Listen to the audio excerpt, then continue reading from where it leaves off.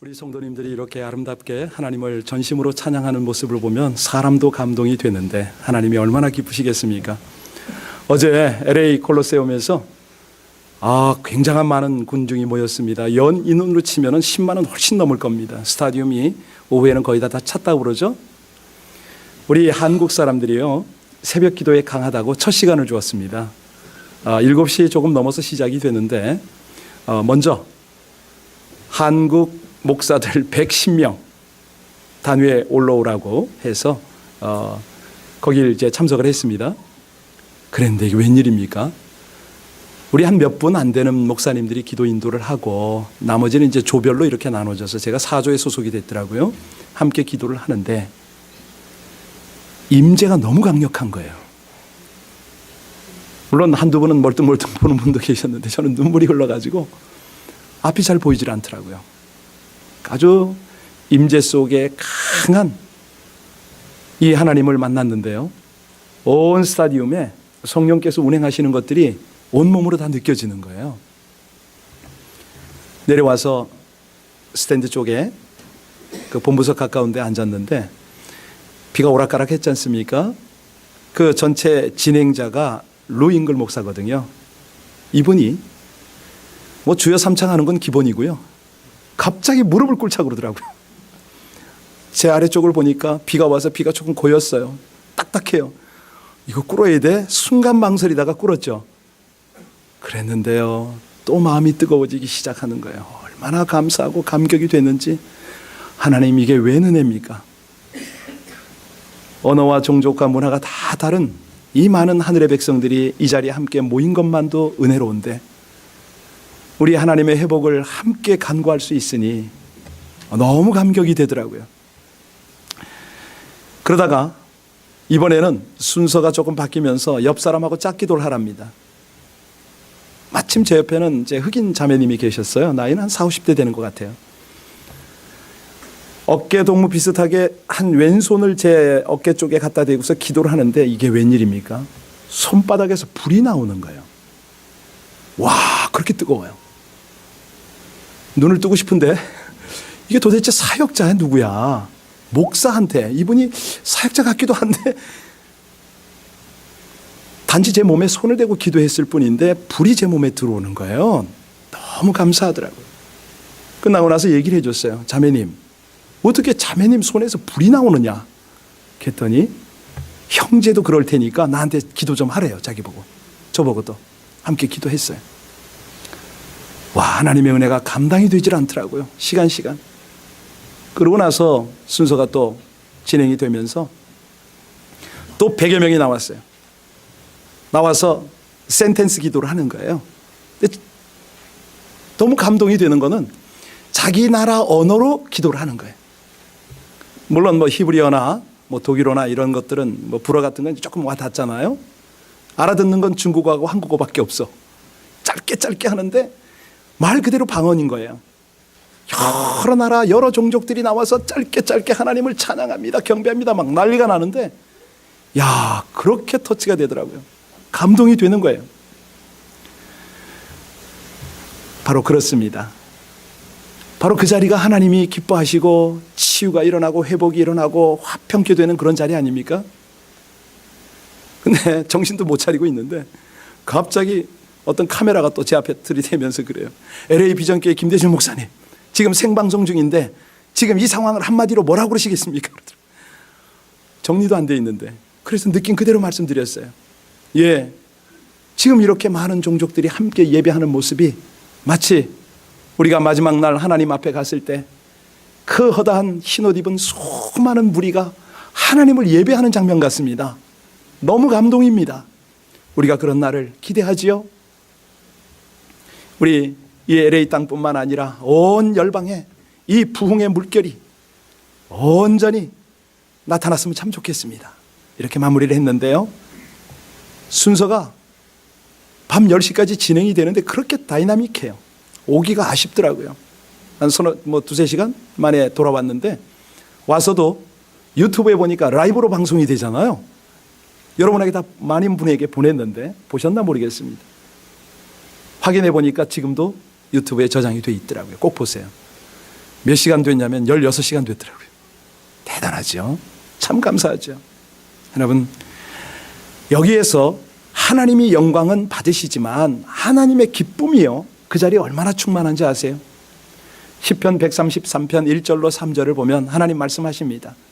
형제가 연합하여 동거함이 어찌 그리 선하고 아름다운고. 이 한 언어가, 문화가 다 다른 이 사람들이 하나가 되어서 하나님 앞에 예배하는 걸 하나님이 그렇게 기뻐하시는 거예요. 여러분, 근데 이 연합이 쉽게 됩니까? 아니거든요. 동거가 쉽게 되냐고요? 안 됩니다. 거기에는 필요한 것이 있죠. 뭐죠? 서로 이해해야 되고, 서로 동정해야 되고, 적극적으로는 서로 사랑해야 이게 하나가 되지 않습니까? 자, 오늘 본문의 배경이 바로 그겁니다. 이스라엘이 지금 바벨론에 의해서 멸망을 당할 바로 그때인데, 형제 국가인 에돔은 이거를 안타까워하기는커녕 대적과 연합을 해서 칼을 휘두르는 거예요. 이거를 지켜보고 듣고 계신 하나님께서 어떻게 하시는가? 이게 오늘 본문입니다. 우리가 읽은 이 35장 15절까지 짧은데요, 이스라엘의 원수인 에돔의 멸망을, 황폐해지는 것을 예언하고 있습니다. 왜입니까? 이 에돔 사람들이요, 이스라엘을 원수 취급했습니다. 그 죄로 말미암아 하나님은 너희들은 파멸을 당해야 된다 이거죠. 어느 정도냐? 에돔의 남쪽 끝 대만에서부터 북쪽 끝 르단까지 완전히 황무지가 될 것이다. 여러분, 그 역사적으로 이들이 왜 이렇게 원수가 됐는지 이유 아세요? 성경을 많이 통독한 분들은 아실 텐데, 동생 야곱이 형 에서의 축복권을 뺏었지 않습니까? 사실은 뺏은 것이 아니고 팥죽 한 그릇에 축복권을 산 거죠. 에서는 팔은 거죠. 그래서 성경은 이 에서를 뭐라고 평가하냐면 망령된 자다, 이런 평가를 해요. 야곱이 비록 사기치기는 했지만, 사기를 쳤지만 에서의 잘못도 있다, 이렇게 평가를 하는 겁니다. 아시듯이 에서가 그 장자권의 축복을 빼앗기고 어찌합니까? 아버지 앞에 가서 붙잡고 울어요. 아버지요, 내게 주실 축복이 그것밖에 없습니까? 저에게 남겨놓은 것 좀 없나요? 축복을 구했잖아요. 그때 아버지 이삭이 에서에게 뭐라고 했는지 아세요? 축복이 아니라 저주에 가까운 말을 했습니다. 너는 칼을 믿고 생활할 것이고 아우를 섬기는 자가 될 것이야. 이렇게 기도 아닌 예언해버린 거예요. 바로 이 이유 때문에 야곱과 에서는 적대 감정이 이제는 앙금이 깊어진 거죠. 골이 깊어진 거죠. 자, 나중에 에서가 야곱을 죽이려고 했더니 야곱이 어찌합니까? 외삼촌 집으로 도망을 가지 않습니까? 몇 년 동안요? 20년 이상 가서 도피 생활을 했습니다. 그러다가 창세기 33장에 보면 극적인 회유를 하는데, 어설픈 화해를 하게 되는데, 이 적대감은요, 역사적으로 계속 진행이 되는 겁니다. 우리가 잘 알듯이 야곱의 후손이 애굽에 들어가서 몇 년 살았습니까? 430년을 살았어요. 그리고 하나님의 놀라운 역사로 출애굽을 경험하죠. 그리고 어디로 갑니까? 가나안 땅을 향해 갑니다. 바로 그때 이 광야를 지나는데 에돔 국가를 통과해야 되지 않습니까? 그래서 이 이스라엘 민족이 에돔 왕에게 뭘 부탁했죠? 우리가 이 길을 좀 통과하게 해달라고 부탁을 했어요. 그때 에돔 왕이 뭐라고 그랬습니까? 안 돼. 너희들 이 땅을 통과하면 살아남을 자가 있는 줄 알아, 그랬어요. 그랬더니 이스라엘이 뭐라고 그러죠? 형님, 우리가요, 물론 인원은 많습니다마는 논이나 밭이나 이 농물이나 가축을 상하지 않게 하겠습니다. 큰 도로 지나가는 길만 좀 열어주시면은, 하다못해 우리가 지나가다가 짐승이건 사람이건 물을 마시면 물값 드릴게요. 이 정도까지 얘기를 했거든요. 그런데도 안 된다는 거예요. 지나가기만 하면 칼로 죽을 줄 알으라는 거예요. 이게 민수기 20장에 나오는 내용입니다. 여러분, 형님이 아우에게 이런 말 할 수 있나요? 아니지요. 이렇게 비이성적 적대감을 에돔이 보였습니다. 그런데 이 관계가 언제까지 지속이 되냐면 여호수아 시대, 사사 시대, 심지어는 왕정 시대까지 계속 이어져요. 구약 성경 마지막 말라기서 1장 2절에 보면 그런 내용이 나와요. 내가 야곱을 사랑하였고 에서는 미워하였으며 그의 산들을 황무케 하고 그 산업을 광야의 실랑에게 붙였느니라. 그런데 이제 에돔이 뭐라고 그러냐면 우리가 무너뜨림을 당하였으나 황폐된 곳을 다시 쌓으리라 하거니와 나 만군의 여호와는 이르노라. 그들은 쌓을지라도 나는 헐리라. 여러분, 오늘 본문에도 보면요, 황폐라는 단어가 많이 나오는데요. 자, 에서의 후손 에돔, 완전히 황폐가 될 때까지 구약시대 아말렉과 더불어서 이스라엘의 최고의 원수관이 돼버려요. 물론 아말렉은 형제가 아니니까 그럴 수 있어요. 그런데 에돔은 야곱의 쌍둥이 형이면서도 원수 노릇을 하는 거예요. 자, 그래서 하나님이 에돔에 대해서는요, 한마디 축복의 말씀을 안 합니다. 아니, 근데 이제 여기서 우리 궁금한 게 있어요. 뭐가 궁금하냐면 왜 25장에서 이 에돔의 멸망을 예언하셨는데 왜 또 35장 전체 한 장을 다 다루면서 이 언급을 하시냐 이거죠. 지금 이제 33장부터 계속 이어지는 내용은 뭐냐면 하나님께서 이스라엘을 내 백성을 회복시키신다, 이 내용입니다. 그런데 왜 갑자기 느닷없이 35장에서 에돔에 멸망시키는 내용이 왜 회복의 내용 가운데 끼어 있냐 이거죠. 이해하시겠어요? 이거는요, 하나님이 비교를 시키는 겁니다. 황폐한 기업이 어떻게 하면 황폐함으로 가버리고 어떻게 하면 회복이 되는가, 이거를 비교해 주고 계신 거예요. 더 분명히 말씀드립니다. 이스라엘이 죄를 안 지었나요? 죄를 지었습니다. 에돔도 죄 짓고 똑같이 죄를 지었어요. 그런데 한쪽은 이 황폐함이 회복이 되질 않아요. 그런데 이스라엘은 회복이 되고 있습니다. 왜 그렇습니까? 예, 핵심이 5절에 가서 한번 보시기 바랍니다. 5절, 35장 5절 다 같이 읽습니다. 시작. 내가 옛날부터 한을 품고 이스라엘 족속의 환난 때 곧 죄악의 마지막 때 칼의 위력에 그들을, 바로 여기서 핵심이 뭡니까? 뭘 품었어요? 한을 품었습니다. 한을. 그러니까 이 사람 속에 한이 있는 것은요, 하나님의 복을 받을 수가 없다. 이 한이 계속 있는 것은 축복을 못 받았다, 이런 증거죠. 여러분, 유행가 중에 한마는 대동강, 한마는 미아리고개. 잘 아시네요. 예, 뭐 한국 사람이 한이 많아요 정말. 그런데 이걸 끊으려는 거 아닙니까? 끊으려는, 내 마음속에 한을 끊어라, 풀어라. 그래야 하나님의 은혜가 우리 마음속에 회복이 된다는 거죠. 한을 버릴 때에 용서가 되지 않습니까? 한을 품고 있으면 감사가 안 나옵니다. 한이 품고 있으면요, 이게 평안이 없어요. 기도가 안 되는 거죠. 찬양도 온전하게 되질 않아요. 그래서 하나님은요, 복 있는 사람을 용서하는 사람이다, 감사하는 사람이고 평안하는 사람이다. 예, 바로 그렇게 말씀하세요. 여기 이 에돔이 어떤 죄를 저질렀는가 한번 다시 한번 봐야 됩니다.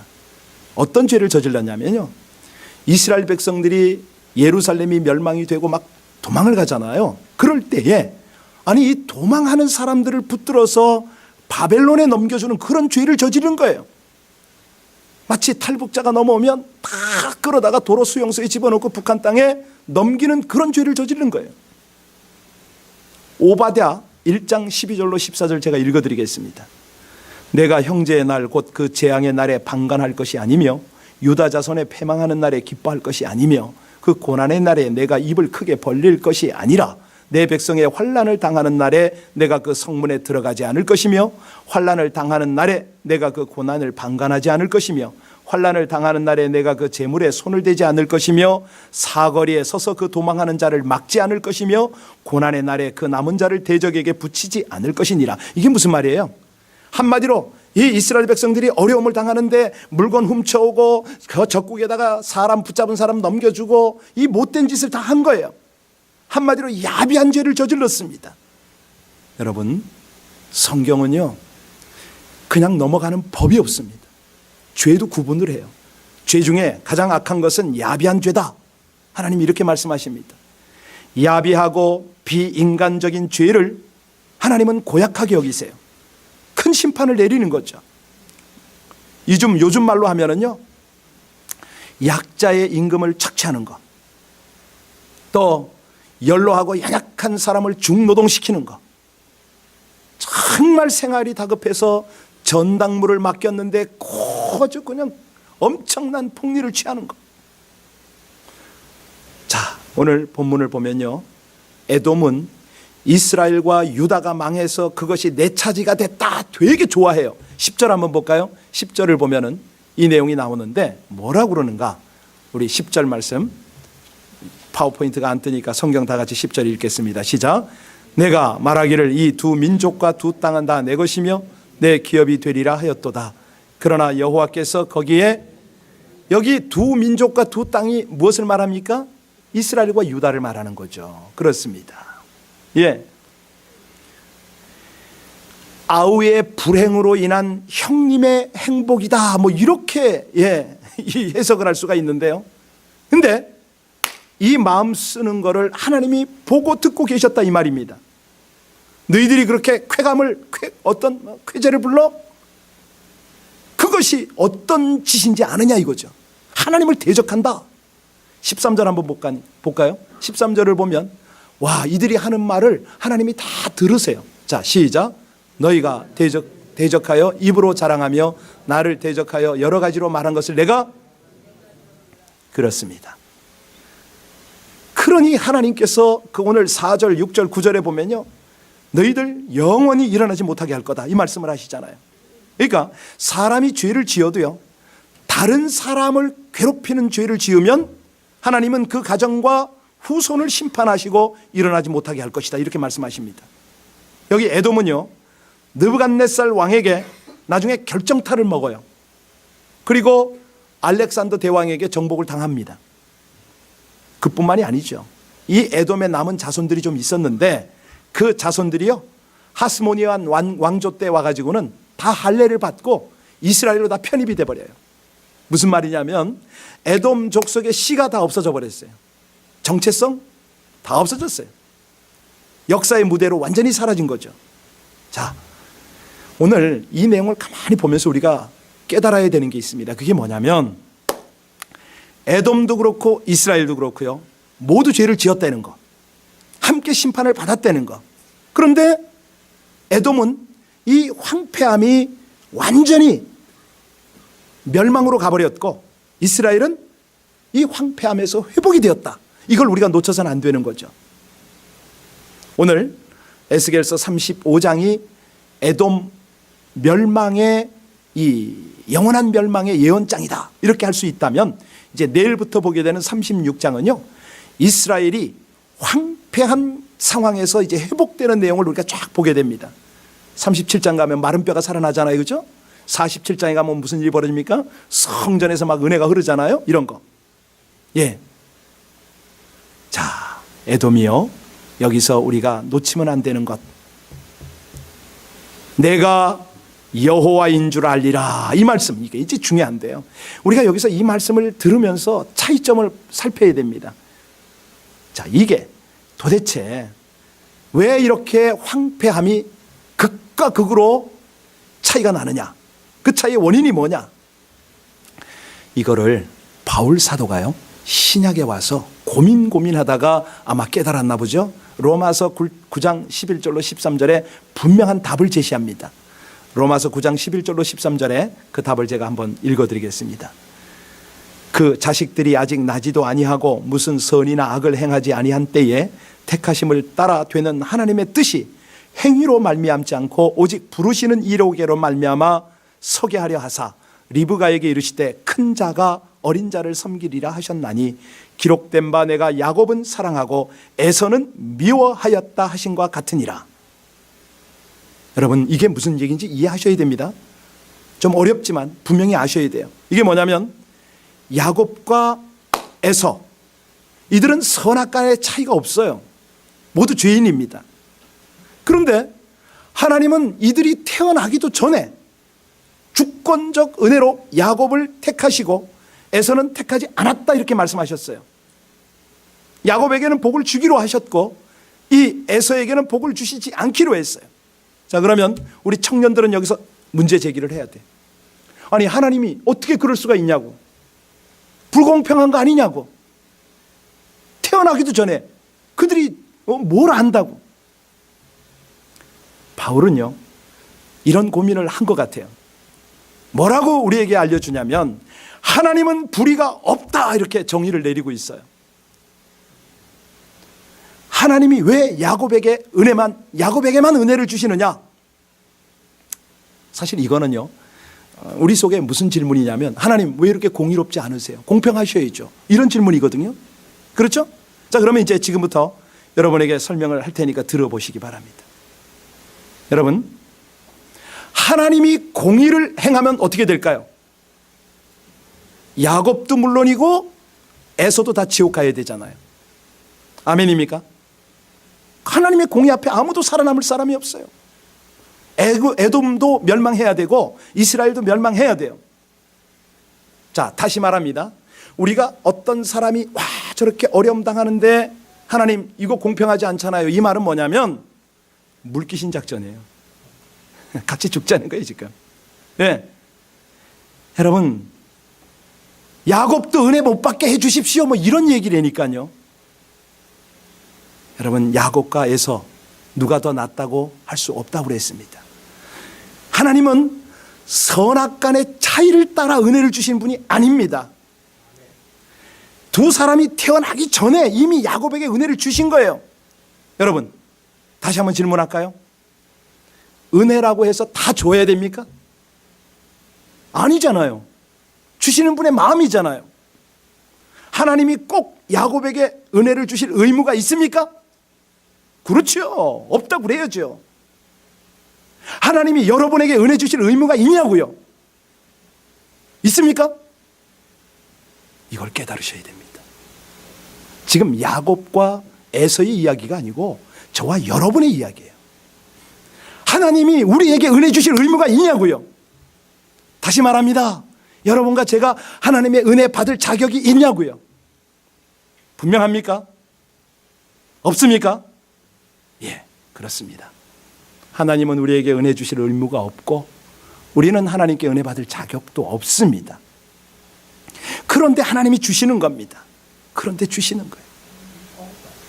예, 저는 지난 목요일 날이요, 희한한 장례식에 가서 집례하고 왔어요. 시신도 없어요. 아니, 이건 이 장례 이 가족도 없어. 어머니가 한국 계신데 돌아가셨어요. 예수 믿지 않아요. 딸이 여기 있었는데 그 장례를 보러 한국 갔어요. 사위만 있어요. 그 두 부부는 오랫동안 교회를 안 나왔어요. 근데 그 자리에 갔더니 한 30명이 모였는데 대부분 또 교회를 쉬고 계신 분들이네.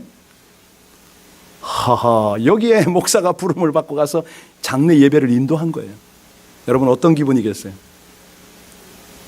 제가 다 알고 갔어요. 자원해서 갔어요. 이런 데야말로 목사가 가야 할 곳이라고. 가서 무슨 설교 했냐고요? 예, 했죠. 결과만 제가 말씀드리겠습니다. 그 장례 예배에 참석했던 한 분이 그 다음날 카톡을 날렸어요, 여러 사람에게. 그런데 그 카톡이 저한테까지도 온 거예요. 제가 읽어드릴게요. 어제 목사님 말씀이 내 가슴에 와 닿는 구절. 교회 가서 예배 보는데 은혜와 감동이 없을 때는 자기 생활 속에 관심과 사랑이 없어서다는 말. 내 삶이 기뻐해야 한다. 이런 말씀. 뭐 점점점을 했으니 다 읽을 수는 없네요. 여하튼 간에 사실 작년부터 교회 안 가는 이유가 딱 그거였거든. 뒤돌아보니 내 가정의 소중함이나 가족에 대한 사람에 대해 많이 지쳐 있었던 날들을 돌아보며 작년부터 스스로에게 거창하게 안식년을 줬지. 이번 3월이 딱 1년이 되는 날이거든. 혜선이 어머님 돌아가시는 걸 계기로 이제 많이 회복되었다는 사실 점점점 해놓고, 걱정과 염려를 내려놓지 못하는 이유는 내가 교만해서 또 점점점 해놓고, 오늘도 교만하겠지만 순간순간 돌아보며 걱정과 근심, 염려를 내려놓는 하루하루 점점점. 이번 주부터 교회 갈 겁니다. 모두 비 오는데 운전 조심히, 내리는 비를 즐기시기를 점점점. 이렇게 중계가 됐어요. 그러면서 밑에다 딱 토를 달았어. 목사님, 목회하는 기쁨 있지요? 딱 그러더라고요. 제가 그랬어요. 뭐라고 썼냐면, 글쎄 말이에요, 이 모든 일을 주선하고 하나님께 쓰임받는 즐거움은 또 있지요? 제가 그렇게 보냈습니다. 사실이요, 우리 신앙생활이요, 황폐할 때가 있어요. 예, 저는 이 글을 읽으면서 조금 그랬어. 우리 교회 한 몇 명 안 오나 속으로. 아무도 안 오셨네. 그래도 괜찮아요. 교회만 나가면 되니까. 이 하나님을 기억하고 은혜를 갈망하는 심령들은요, 하나님의 백성들이 어려움을 당하면 그 형제 자매를 돌아봅니다. 이런 자리를 만들어요. 예, 고난의 때를 지나가겠지만, 예, 그 고난과 갈등을 결국은 하나님 앞에 올려드려서 모두가 성화가 되어지는 아주 유익한 결과를 가져오는 거죠. 자신뿐만 아니라 주변의 형제 자매들을요, 함께 치유하고 회복하는 그런 은혜를 누린다는 거예요. 여러분, 우리는 지금 이 황폐함이 어떻게 회복되는가, 이걸 지금 보고 있는데요, 우리 하나님의 입장에서는 그겁니다. 긍휼히 여길 자를 긍휼히 여기고 은혜 베풀 자에게 은혜를 베푸세요. 여기서 하나님은 야곱에게 택하신 바 은혜를 주셨어요. 이걸 뭐라고 그러냐면 심판 중에도 다시 회복시키는 견인의 은혜다, 이렇게 표현을 합니다. 하나님이요, 한 번 택한 사람은요, 영원히 버려두지 않으세요. 물론 우리가 신앙생활하면서 죄 지을 수 있습니다. 근데 그러다가 이제 어떻게 반응하냐면, 죄를 지었는데 하나님을 떠나는 사람이 있어요. 그런데 안 떠나고 끝까지 하나님 앞에 매달리는 사람이 있는 거죠. 떠나서 망하는 사람이 있는가 하면, 떠나지 않고 끝내 회복하는 사람이 있다는 거예요. 여기요, 왜 그러냐면요, 이 떠나고 망하는 사람은 사실은 택함 받은 척한 겁니다. 네, 택함이 없었다는 걸 보여주는 증거죠. 그런데 하나님이 회복하는 사람은요, 하나님 앞에서 회복을 갈망하는 사람은요, 바로 그 사람이요, 하나님의 택함을 받았다는 증거거든요. 오늘 10절 잘 보세요. 이 내용이 와 닿는 분들은 바로 그분입니다. 여러분입니다. 같이 읽습니다. 10절 다시 한번요. 시작. 내가 말하기를 이 두 민족과 두 땅은 다 내 것이며 내 기업이 되리라 하였도다. 그러나 여호와께서 거기 이걸 뭐라고 그래요? 여호와 삼마라고 그럽니다. 거기 계셨다. 나 여호와가 거기 있었느니라. 히브리어로는 여호와 샴마 이렇게 말합니다. 에스겔서 마지막 장이 48장이죠. 그 35절에도 보면 회복될 이스라엘 땅에 관한 예언이 나오거든요. 그 사면의 도합이 1만 8천 척이라. 그날 후로는 그 성읍의 이름을 여호와 삼마라 하리라. 이 하나님의 이름이 여러 가지인데요, 에스겔서에 나오는 이름이 바로 여호와 삼마입니다. 에돔 족속이 즐거워하면서 하나님을 향해 대적하고 비웃었지만, 이스라엘이 그렇게 아파할 때, 내 백성들이 모든 걸 탈취를 당하고 억울함을 당할 때, 그때 하나님이 거기 계셨습니다. 하나님이 그걸 보고 계셨어요. 듣고 계셨어요. 여러분, 이 산마의 은혜가 여러분에게 함께 하심을 믿으시길 바랍니다. 여러분들은 하나님의 택한 백성들입니다. 어디에서 어떤 어려움을 당해도요, 어떤 힘든 일이 있어도 하나님이 그 상황을 보고 계세요. 대적들이 뭐라고 그런다고요? 다 듣고 계시단 말이에요. 제가 북한 사역을 할 때 북한 압록강변에서 한번 말씀드렸습니까? 하나님의 음성 듣기를 하다가 저 북한 땅에 있는 내 백성들을 내가 구원하리라, 이 말씀을 듣고 제가 가슴을 쳤다고 드렸는데요. 그러면 저 북한 땅에 수도 없이 헌신하고 수고하고 그렇게 선교하는 사람들의 수고는 뭡니까? 제가 그 말씀, 그 질문을 했어요. 왜? 그 땅에 남은 자를 내가 구원하리라 하셨기 때문에. 오늘 저와 여러분이요, 영상을 하나 볼 겁니다. 하나님이 일하시는 방법이 있더라고요. 최근에 유튜브를 달구고 한국의 SNS에 아주 젊은 층들이 굉장히 그 감동을 받는 영상인데, 집중해서 잘 보세요. 영어로 말하지만 밑에 한글 자막이 깔리니까. 자, 이 오준 대사, 전 세계 UN 대사들이 모인 자리에서 한마디 하고 있습니다. UN 인권법, 그러니까 북한 인권법을 결의하고 한마디 하는 거예요. 들으시기 바랍니다.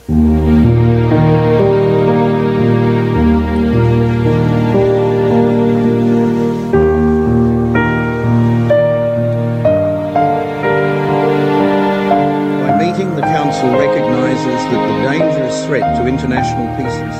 When we first came to the Council 2 years ago, one of the first issues we tackled was the DPR case, missile and nuclear issues. Our term on the Council started and is ending with the North Korean issue. This must be just a coincidence. But I'm saying this with a heavy heart. For South Koreans, people in North Korea are not just anybody's. Millions of South Koreans still have our family members and relatives living in the North. Even though we never hear from them, even though by now the pain of separation has become a cold fact of life, just a few hundred kilometers away from where we live.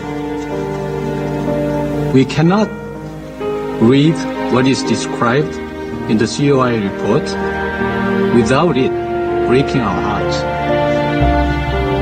We cannot listen to stories of North Korean defectors without sharing in their tears, without feeling as if we are there with them experiencing the tragedies. We only hope that one day in the future, when we look back on what we did today, we will be able to say that we did the right thing for the people of North Korea, for the lives of every man and woman, boy and girl who has the same human rights as the rest of us. Thank you. 지금 저 대사는 눈물이 그렁그렁한 상황이에요. 저와 여러분은 내 형제, 내 민족의 이야기를 지금 듣고 계신데 지금 어떤 기분입니까? 어떤 마음입니까? 사실이요, 우리 속에 눈물이 있어야죠.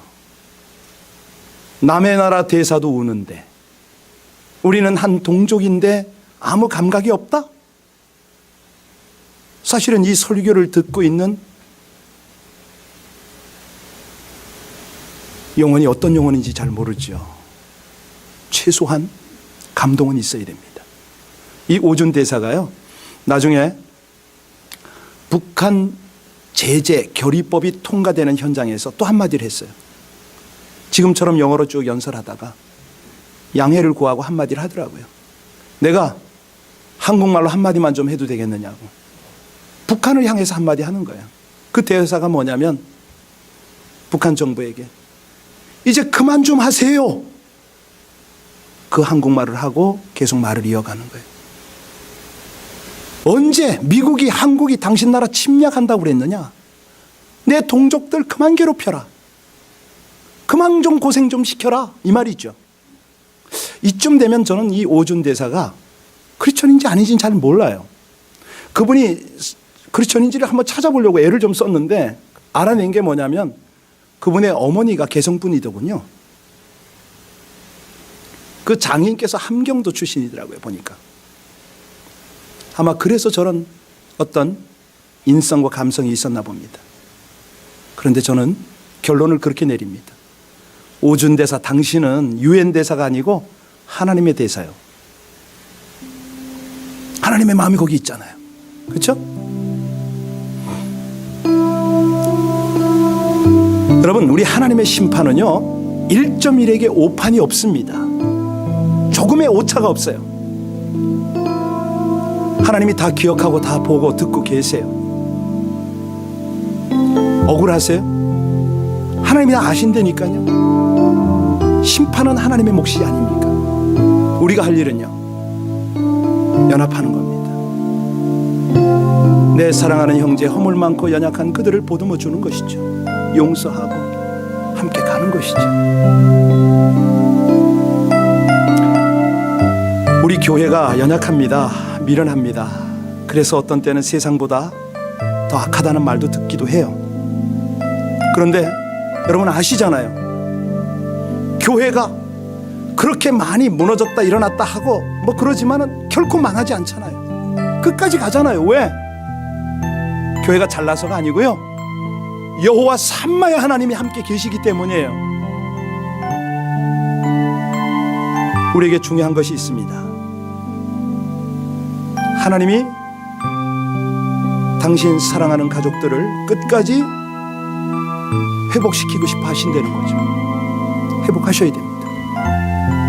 상대도 회복시켜야 됩니다. 지난 금요일 날에 우리 청년들이 또 회복이 되더라고요. 찬양하고 기도하는데 한 사람이 그래요. 펄펄 뛸 정도로 좋아해. 애들이 와 저렇게 오래 기도하냐고. 회복이 돼야죠. 살아야죠. 요즘 사꾼 목사가 많아가지고 사실 목사들 업신여기는 사람 많이 보거든요. 여러분 그러지 마세요. 함께 장단 맞추고 하지 마세요. 하나님의 몫이에요. 사꾼 목사의 몫이에요. 우린 기도하면 됩니다. 여기 에돔을 보셨잖아요, 그죠? 물론 거짓 정도 있겠지만은